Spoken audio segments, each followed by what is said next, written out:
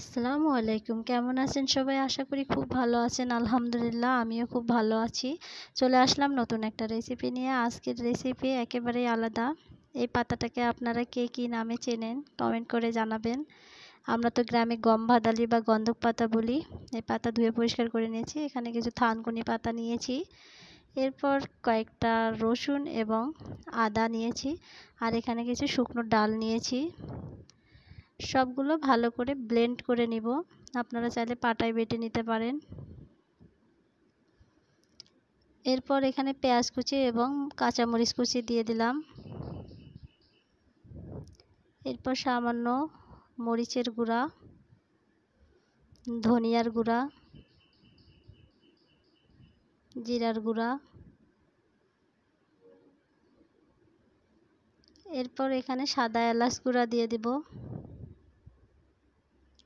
কালো গোলমরিচের গুঁড়া, সামান্য পরিমাণ হলুদ গুঁড়া, স্বাদ মতো লবণ। এরপর সবগুলো উপকরণ ভালো করে মাখিয়ে নিব।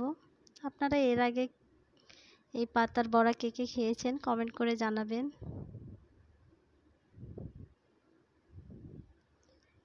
এরপর এখানে সামান্য পরিমাণ চালের গুঁড়ি দিব, এতে করে বড়াটা মুসমুসে হবে, খেতেও ভীষণ ভালো লাগবে।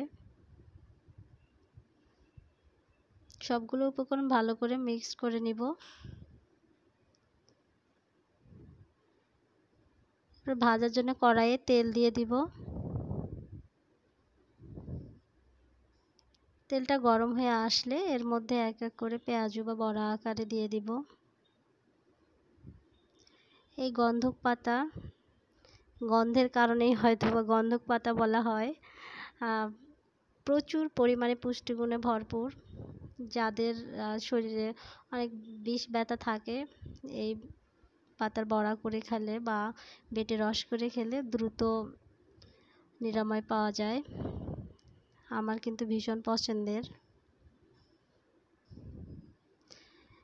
অনেক জায়গায় এটাকে অনেক নামেই চিনে।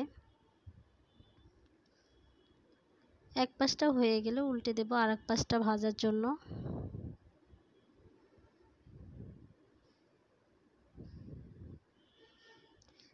দেখুন ভাজা প্রায় হয়ে গেছে আমার।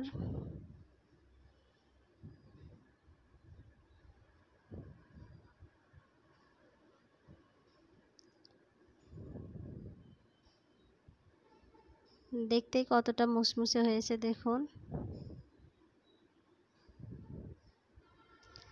এরপর বাকি বড়াগুলো দিয়ে দিচ্ছি।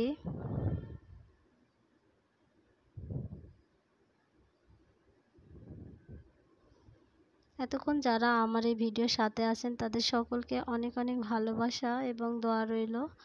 আমার জন্য দোয়া করবেন।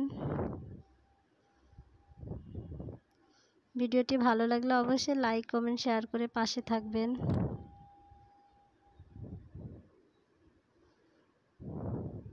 পুষ্টিগুণে ভরপুর তৈরি হয়ে গেল গন্ধক পাতার বড়া।